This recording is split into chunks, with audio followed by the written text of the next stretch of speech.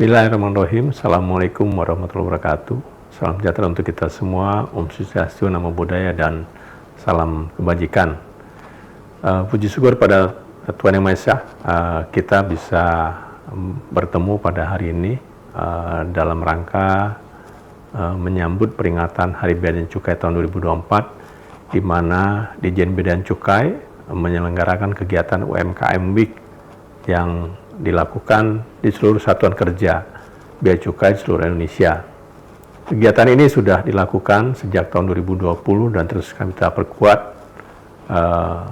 kepada masyarakat dan pelaku usaha, bertujuan untuk kemudian menumbuh kembangkan UMKM terus maju dan kemudian berkembang untuk mendukung kegiatan ekonomi. UMKM mempunyai peran yang sangat penting dalam mendukung pertumbuhan ekonomi, menyerap tenaga kerja, mengurangi kemiskinan, dan tentunya mengurangi pengangguran. Dan kami di Ditjen Bea dan Cukai sangat support dan mendukung untuk memberikan fasilitas kepada UMKM, kemudian juga memberikan klinik ekspor, sehingga UMKM kita bisa survive, bisa maju di level domestik, dan juga kemudian bisa mengintervensi ekspor ke negara-negara lain dan juga kepada ekonomi global. Kami yakin langkah yang kami lakukan akan bisa berkolaborasi dengan rekan-rekan pelaku usaha UMKM, dan kami juga mengajak institusi lain untuk kemudian juga mendukung UMKM kita terus maju dan berkembang.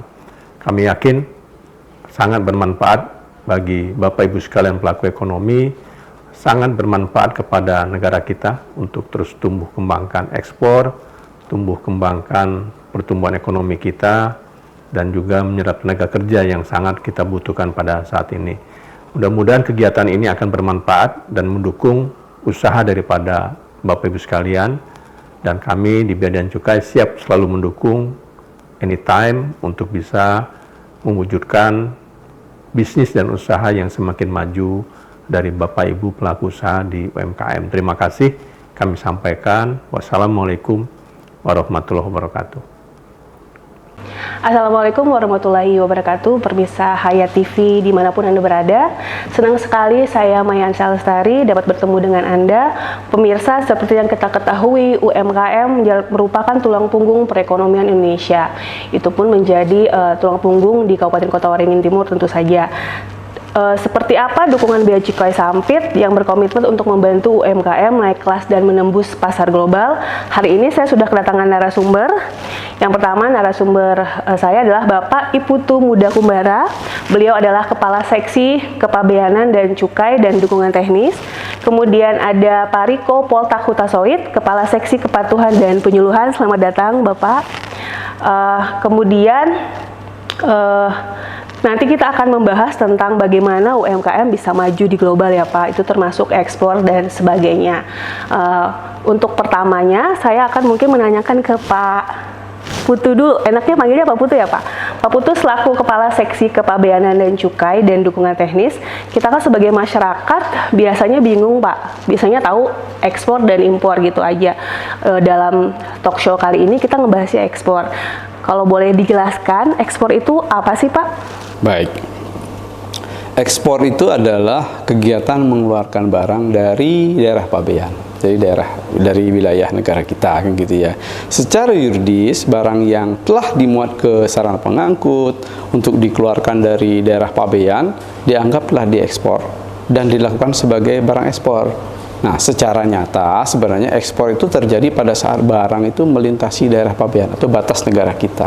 Namun, mengingat dari segi pelayanan dan pengamanan tidak mungkin menempatkan pejabat bea dan cukai di sepanjang garis perbatasan untuk memberikan pelayanan dan pengawasan terhadap ekspor, maka secara yuridis itu ekspor dianggap telah terjadi pada saat barang tersebut telah dimuat di sarana pengangkut yang akan berangkat ke luar daerah pabean. Nah, kemudian apa sih barang ekspor itu? Nah, barang ekspor itu barang yang telah diajukan pemberitahuan pabean untuk diekspor dan telah mendapatkan nomor pendaftaran.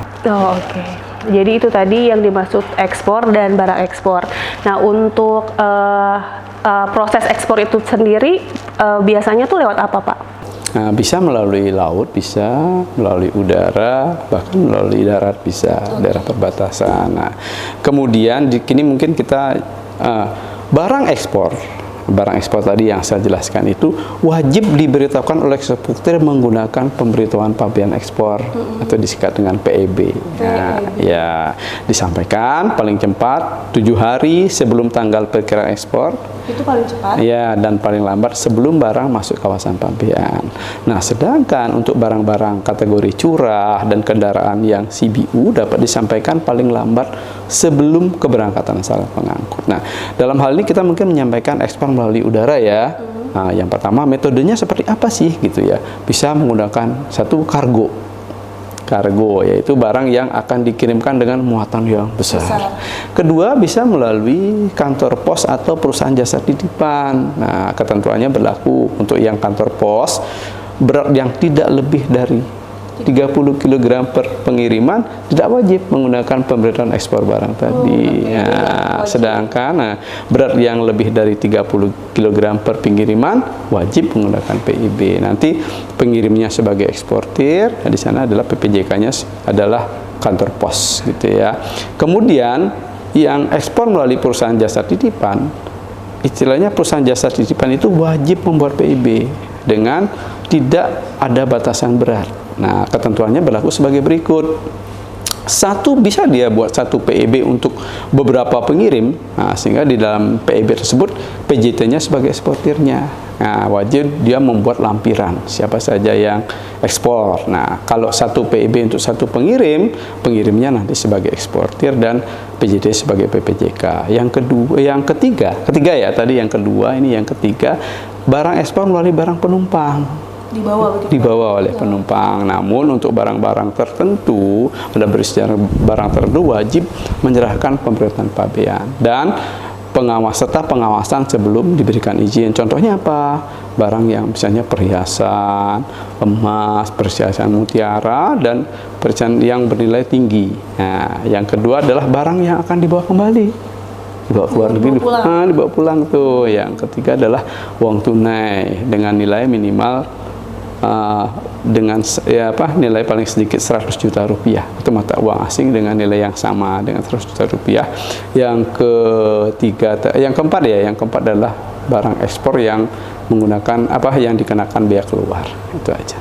Kalau untuk perusahaan jasa titipan biasanya tuh bentuknya seperti apa, Pak?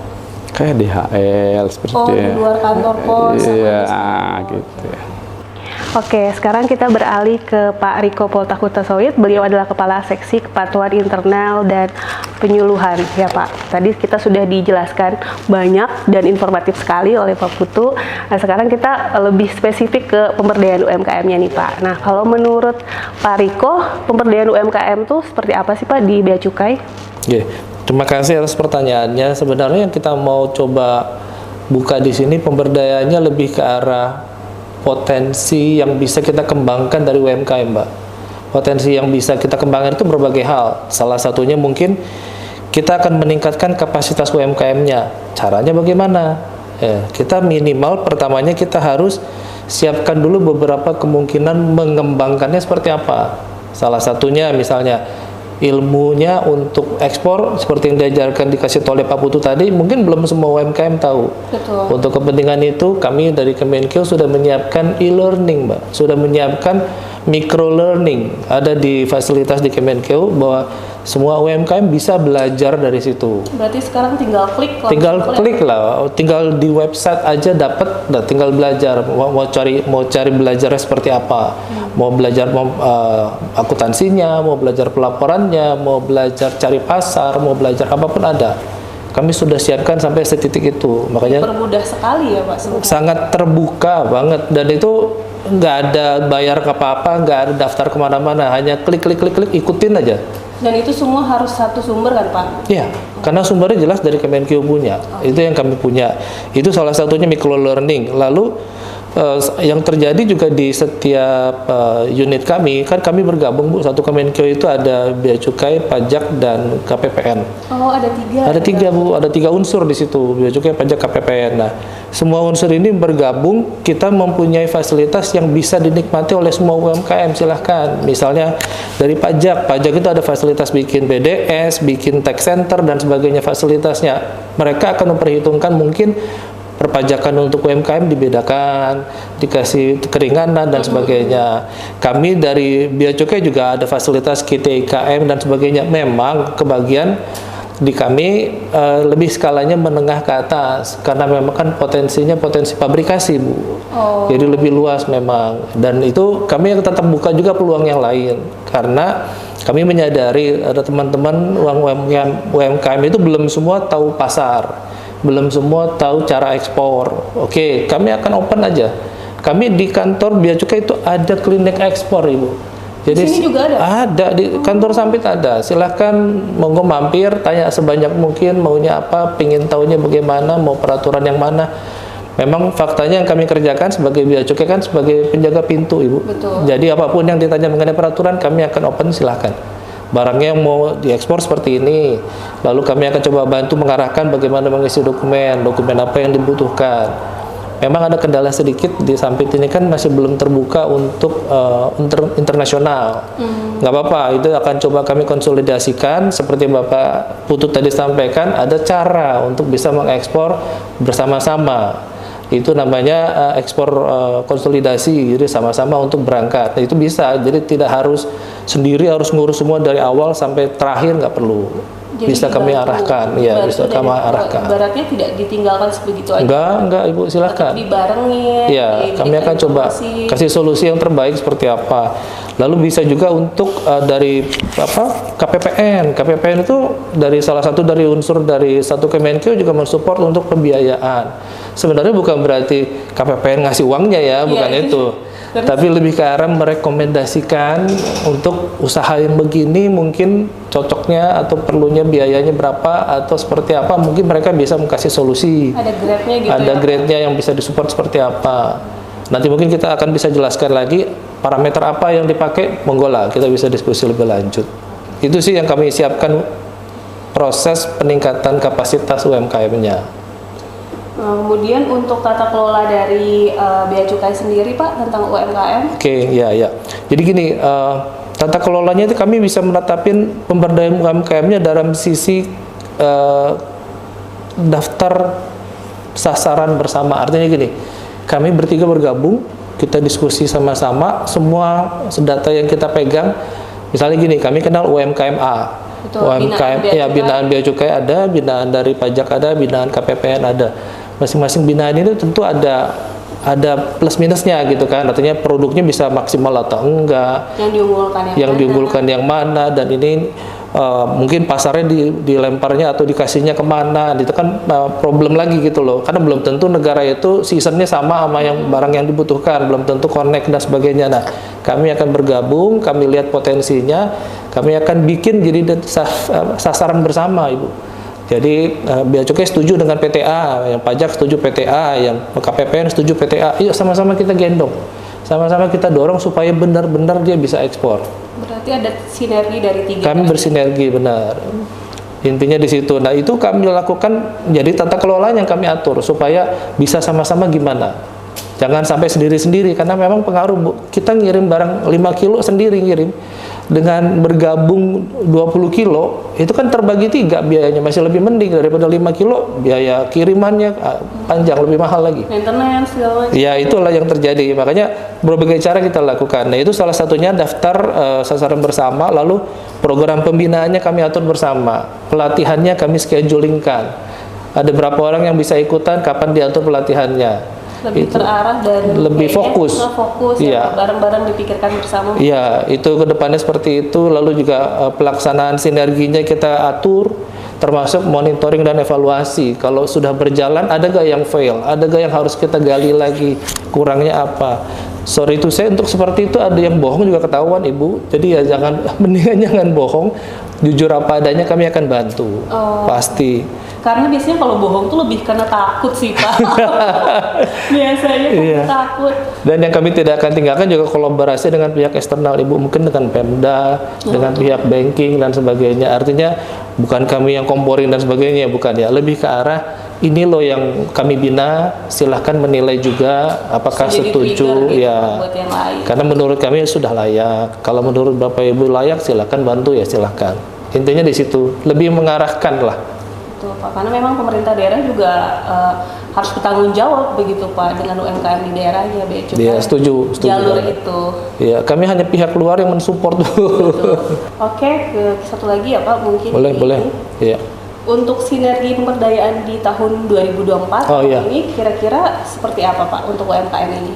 Ya seperti kita tahu kan akhir-akhir ini memang proses digitalisasi kan itu makin berkembang Bu. Betul. Nah jadi kami nanti seiring dengan perkembangan tren sekarang kami akan lebih maksimalkan di posisi digitalisasi dan globalisasi. Artinya mungkin dari cara pemasarannya kami coba kondisikan untuk lebih go global, gimana caranya menggunakan website apa dan sebagainya silahkan. Lalu proses digitalisasi pemasarannya masukin ke e-commerce dan sebagainya, itu yang kami push ke arah situ. Mungkin ada satu unsur lagi yang kami coba gandeng dari pihak, kebetulan seharusnya sih di satu Kemenkeu ada satu unit lagi yang belum ada di Sampit ini, yaitu LHKPN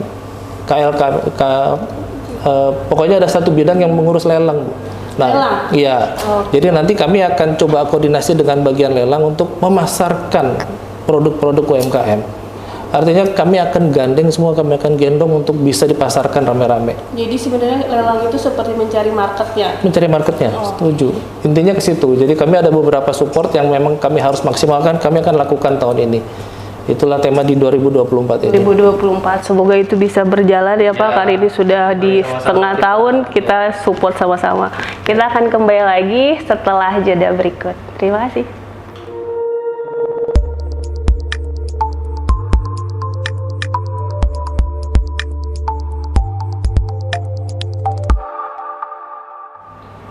Oke, sekarang kita balik lagi nih ke Pak Putu. Kita sekarang mau ngebahas tentang Lartas ya Pak, Lartas ekspor, larangan pembatasan ekspor. Nah, kalau bisa dijelaskan larangan pembatasan ekspor itu seperti apa ya Pak Putu? Ketentuan larangan dan pembatasan barang ekspor gitu ya. Pada prinsipnya barang ekspor tuh dibagi tiga. Barang yang bebas ekspor, barang yang dibatasi ekspornya, kemudian barang yang dilarang ekspor. Nah, pada prinsipnya semua barang bisa diekspor kecuali barang yang tadi yang kena larangan dan pembatasan gitu ya. Nah, contohnya barang yang dilarang ya, yang larang misalnya kayak rotan gitu ya. Apa namanya, barang setengah jadi dari rotan, kecuali sudah barang jadi ya. Barang jadi bentuknya kayak mebel gitu. Ya, sudah jadi furniture boleh. Kalau dia masih setengah jadi, terus masih apa yang masih baru dibelah, itu nggak boleh. Kemudian kayak hewan-hewan tertentu, misalnya ikan-ikan tertentu atau kayu yang baru dikuliti dan sebagainya. Nah, itu contohnya. Nah, bahan baku itu nggak, bahan dasar itu sebenarnya nggak boleh, tergantung peraturan nggak sih? Ya, ketentuan nanti peraturannya ada, nanti untuk para eksportir nanti bisa dilihat di website INSW, Indonesia National Single Window. Indonesia National Single Window, ya. Semuanya nanti ada kelihatan di sini. Kemudian apa namanya yang melakukan ekspor itu siapa gitu ya? Nanti orang pribadi juga bisa, kemudian lembaga pemerintah atau badan hukum gitu ya. Kemudian di samping ketentuan larangan dan pembatasan tadi, kita juga jelaskan bahwa terhadap barang ekspor itu sebenarnya dilakukan penelitian dokumen saja. Namun untuk barang-barang jenis tertentu dapat dilakukan pemeriksaan barang ekspor. Nah, contohnya barang seperti apa? Ekspor sementara. Nah, ekspor ke luar negeri tapi dibalikin lagi, diperiksa barangnya. Kayak pameran. Boleh nanti diperiksa lagi. Kemudian barang yang direekspor, diimpor di sini nanti diekspor lagi. Contohnya di sini juga dia ada ya Pak barang? Ada. Contohnya dia pameran mobil di sini dari luar negeri, dibalikin lagi. Terus bayar lagi. Atau misalnya dia membeli barang tidak sesuai dengan speknya. Misalnya barang, misalnya beli bahan baku dan sebagainya, dibalikin lagi, itu namanya reekspor, diperiksa, gitu ya. Kemudian adalah terdapat dari hasil intelijen, kemudian dari informasi dari Direktorat Jenderal Pajak, kemudian barang yang mendapatkan fasilitas. Nah, barang yang mendapat fasilitas, misalnya pada saat dia barang yang mendapatkan kemudahan impor tujuan ekspor, misalnya pada saat dia impornya mendapatkan pembebasan biaya masuk. Nah, kemudian barang yang terkena biaya keluar. Jadi dikenakan biaya keluar. Contohnya di sini kalau di Sampit adalah barang CPO dan turunannya. Nah, itu ya, pada saat diekspor dia terkena biaya keluar. Kemudian ditetapkan oleh Direktorat Jenderal Dirjen Bea dan Cukai. Oke, itu tadi ketentuan larangannya ya Pak, sudah dijelaskan. Nah, kemudian untuk bagaimana UMKM untuk bisa ekspor seperti apa Pak? Nah, prinsip UMKM bisa ekspor kita mengenal ada namanya 6P. 6B. 6P. Nah, yang pertama adalah produk. Bagi UMKM, baik yang UMKM itu harus melakukan riset. Nah, untuk yang sudah punya produk, riset ke negara tujuan ekspornya, riset dia. Yang kedua, yang belum punya produk, melakukan riset juga. Pasar itu membutuhkan apa? Di sekitar kita itu ada produk apa, gitu ya. Kedua adalah profil usaha, gitu ya. Untuk persiapan promosi ya, bisa bikin website lah, company profile gitu ya, katalog produk, Google Map, media sosial. Kemudian bisa juga mendirikan badan usaha perizinan ya, NIB dan sebagainya. Terus harus mempelajari juga HS Code. Apa itu Pak? Nah, harmonis sistem namanya, yaitu suatu daftar penggolongan barang yang dibuat secara sistematis. Nah, itu nanti pada saat pengajuan PEB nanti pasti diminta HS-nya. Itu bisa dilihat juga di INSP. Itu kita yang nentuin sendiri atau memang dikategorikan? Dikategorikan, jadi sudah dikategorikan HS code-nya. Itu nanti bisa dilihat. Kemudian yang ketiga tentu kita harus tahu mengenai pemasaran, cara pemasarannya ya. Nah, misalnya ketiga kita harus bisa dengan cara manual, bisa dengan digital. Kalau manual misalnya kenalan dengan orang yang di luar negeri gitu ya, lewat kolaborasi dengan pelaku ekspor gitu, pameran dagang, bisa juga seperti itu. Yang kalau digital tentu lewat website, email marketing gitu ya. Kemudian yang keempat adalah kita tahu cara pembayarannya. Nah, ini Pak, pembayarannya sepertinya masih bingung. Ya, itu ada. Pertama kita harus validasi dulu bayarnya seperti apa. Kemudian kalau cara pembayarannya kan bisa melalui LC, letter of credit itu. Nah, ini dibilang paling aman karena ada pihak bank yang nanti penerbit menjamin pembayarannya. Jadi aman ya? Ya, paling aman. Uang. Dikategorikan paling aman karena ada penjamin dalam hal ini kan gitu ya. Yang kedua bisa melalui telegraphic transfer atau TT, yaitu transfer antar bank di luar negeri menggunakan rekening mata uang USD gitu ya. Ketiga adalah mekanisme lain, misalnya konsinyasi, titip jual, wesel dan sebagainya. Nah, yang kelima yang perlu diketahui adalah cara pengirimannya seperti apa.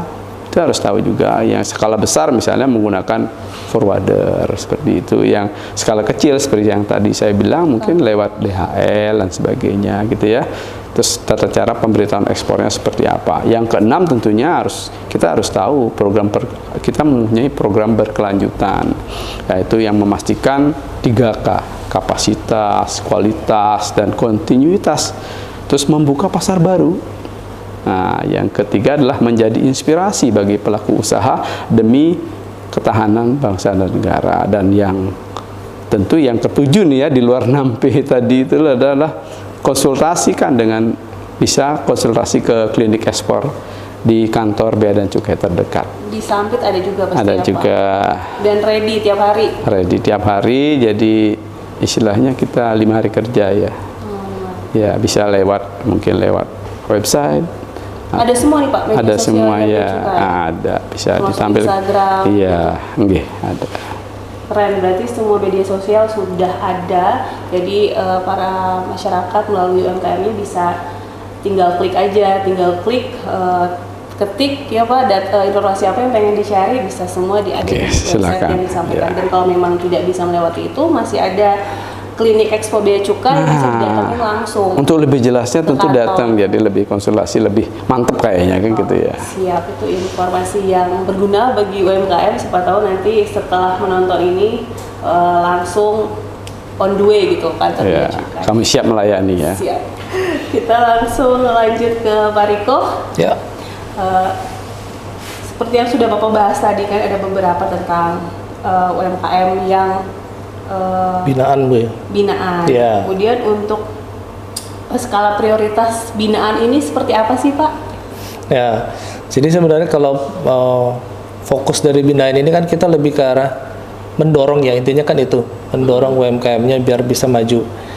Dalam hal mendorong ini kita yang sudah pasti akan mengoptimalisasi penjualan produknya. Jadi kita optimalkan setelah berkoordinasi dengan teman-teman satu Kemenkeu kan, nah produk ini kalau bisa dioptimalkan apa nih? Apa kurangnya gitu kan supaya bisa lebih optimal, katakan di pasar bentuknya begini atau packingnya begini atau packing begini jadi kurang bagus, nah gimana kalau dibagusin, nah akhirnya Untuk dibagusin, meningkatkan nilainya beda Bu, karena sorry itu saya memang kalau apa adanya dikirim ke luar negeri orang punya standar Bu. Betul Pak. Kalau dibilang ya kayak gini dinilai harga berapa juga orang malas beli kan, sayang ya, Karena padahal kurang estetik kan. iya, nilai estetika banyak faktornya. Jadi kalau dikirim tapi nggak laku kan kembalinya sayang. Iya. Itu repot lagi. Jadi kita harus koordinasi lagi. Lalu perluasan akses pembiayaan juga itu bagian dari sorotan kami. Kedepannya kita akan memberi bukan asumsi, lebih ke arah jalur lah. Kalau yang memang yang diproduksi sekian banyak per bulan misalnya, mungkin pembiayaannya bisa yang katakan 20 juta cukup. Kalau biayanya dibutuhkan untuk memproduksi 100 piece sebulan, ya mungkin yang di atas itu, mungkin yang sampai parameter 50 juta misalnya. Itu mungkin ada unit lain lagi yang akan menghandle nantinya. Artinya kami mencoba mengkondisikan supaya proses produksinya tetap bisa berjalan. Jangan Continue berhenti, terus. ya jangan berhenti sampai titik itu. Kalau lalu sinergi dengan instansi pemerintah juga kita akan tetap berkoordinasi supaya dia juga jangan berhenti. Misalnya di luar katakan nggak laku gitu kan, mungkin di negara A nggak laku, ya kita selalu koordinasi kan. Kebetulan kami juga di beberapa contohnya ya di Bea Cukai itu ada perwakilan juga Bu di kedutaan besar. Oh iya betul. Ya ada di Hong Kong, ada di Jepang, ada di mana gitu loh. Kami bisa langsung berkoordinasi ke mereka kalau kebetulan barangnya di daerah sana dan ada kendala atau ada masalah, kami bisa koordinasi dengan teman-teman di sana juga. Termasuk kebutuhan yang dicari di negara Lah itu juga. amat sangat terbuka Ibu, amat sangat terbuka. Kadang-kadang beberapa kesempatan kayak di konjen di Singapura bikin pameran, dia kasih tahu ke kami ini ada mau pameran nanti bulan sekian. Apa mau kirim barangnya ke sini, itu bagian dari tektokan aja Bu. Betul. Informasi itu sebenarnya yang paling utama Pak. Benar Ibu. Tapi yang pasti kan kita harus open dulu. Ada dulu produknya. Iya, dan kita selalu sampaikan kami punya begini, mereka bisa menilai. Jangan kita, ada barang gampang aja, ntar aku kirim sampai sana jelek. Kita juga malu. Akhirnya lebih terbuka, akhirnya sama-sama enak gitu Bu. Itu yang kedepannya akan kami coba kembangkan ke arah situ. Prioritasnya yang minimal kita nggak bilang bermutu banget ya, tapi paling tidak jangan ya istilahnya jangan malu-maluin produknya. Betul, Pak. Supaya nilai gengsi kita tetap ada. Berarti termasuk ada Kayak quality control, penilainya ada Bu, tetap Bu, ada kurasi istilahnya ya, atau Betul. istilah teman-teman sini. Itu Bu.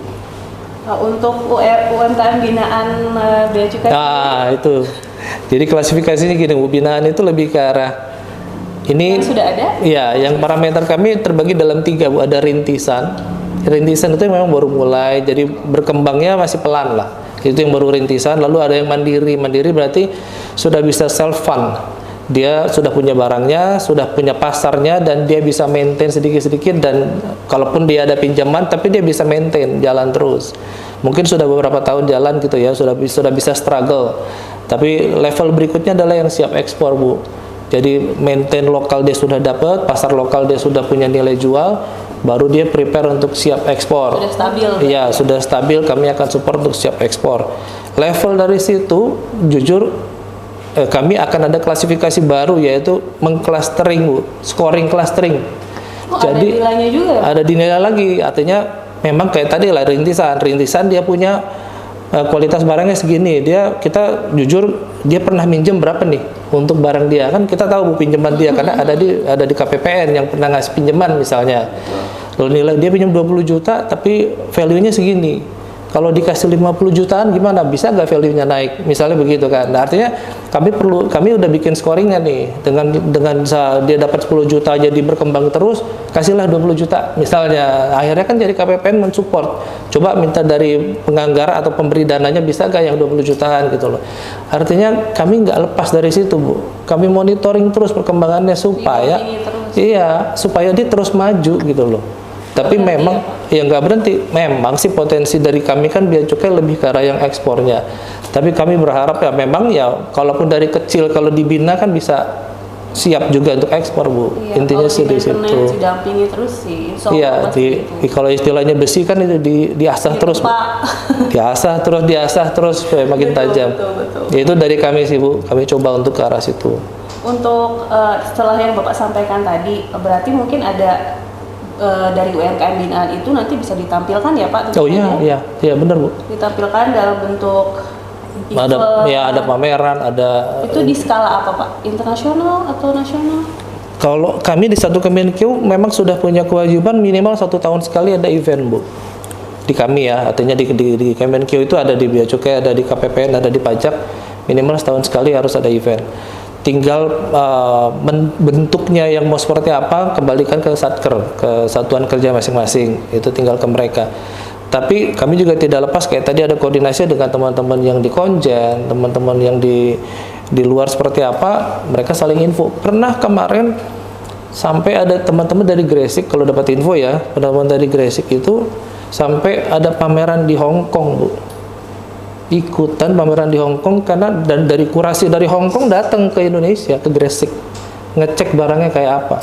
Terus dibawa lagi untuk ikut pameran. Iya. Oh, hasil dari pameran itu Pak? Bukan, panitia dari Hong Kongnya, event organizer yang di Hong Kong datang ke Indonesia, ke Gresik itu ngecek barangnya. Seperti apa untuk menjadi peserta pameran di Hong Kong, which is good gitu loh. Iya Pak, bagus banget. Itu bisa sampai ke situ sepanjang kita mau maintain terus, jalan terus gitu loh. Tahu jalurnya juga Pak, Iya. termasuk informasi. Mari kita sama-sama galang, kan itu aja, Bu. Sinergitas itu. Iya, itu yang penting. Itu penting banget, Bu. Itu. Kalau untuk di skala kita Pak, Kabupaten Kota Oh. Timur ada gebrakan apa nih di? Iya. Sedikit sih ada spill ya, Bu ya, ada spill sedikit. Jadi gini, kegiatan ini kan Pekan Raya Bea Cukai ini PRBC namanya. Tapi semua yang terangkum di sini sebenarnya kami dari Sampit sudah mulai, Bu. Jadi kami Bapak mendahului? bukan mendahului, kebetulan idenya berkembang keluar duluan di sini ya, Bu. Mungkin teman-teman udah mikirin ya dari pusat, tapi kami keluar dan kami cetuskan dengan teman-teman satu Kemenq dan teman-teman support. Jadi dari KPPNC ini pajak dan sebagainya kami keluarkan satu, kita nggak bilang aplikasi, lebih ke arah program lah ya, namanya Bumiku Elok. Bumiku Elok. Iya. Itu ada. Ya itu akronim ya, Bu ya. Jujur ya, emang akronim. Bumiku Elok. Iya, akronim dari Bina UMKM mendukung iklim kondusif ekonomi lokal. Ulangi Pak. Bina UMKM mendukung iklim kondusif ekonomi lokal. Berarti emang fokus ke Sampit yang kami coba dukung. Bentuknya seperti apa yang ada sini kami open. Kami sudah membuat beberapa cara supaya di sini bisa terbina dengan baik. Contohnya apa saja tuh?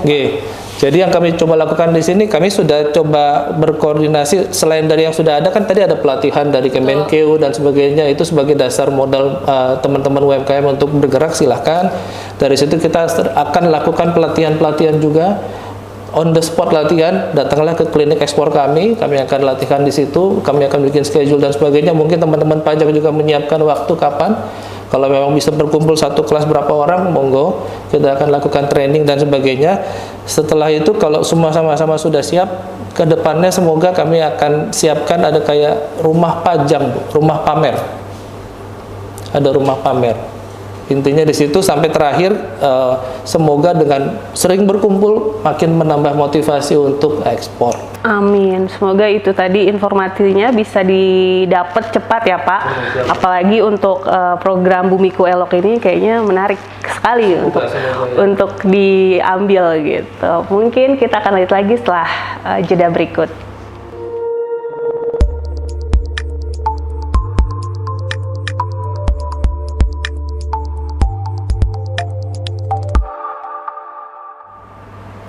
Oke Pak Riko, kita lihat ada produk di atas meja ini. Kira-kira apa Pak kalau boleh dijelaskan? Tapi saya familiar sih sama produknya, tapi biasanya begini nggak jadi apa-apa nilainya Pak kalau di rumah begitu. Itu tebak ini apa? Itu daun apa ya Pak?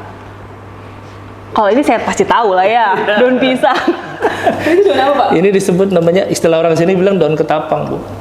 Pohon teh Pohon tahu, tapi saya nggak tahu kalau Pohon daunnya ketapang tadi di seperti samping ini, pohon ketapang tumbuhnya di mana, Bu?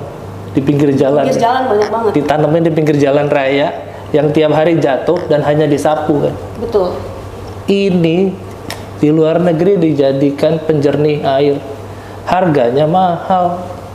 Karena termasuk biogeneratif, jadi artinya sehat buat manusia, nggak bakal merusak. Organik ya Pak. Iya, organik. Jadi dia di luar tuh jadi penjernih air dan itu berharga mahal. Ini diekspor. Ini punya nilai. Disapu doang. Ini cuma disapu, dibakar, Bu. Di sana punya nilai. Sama daun pisang juga gitu. Daun pisang itu tumbuhnya kan di belakang rumah, Bu. Betul. Tapi kalau Kalau di dikumpulin sana jadi apa Pak?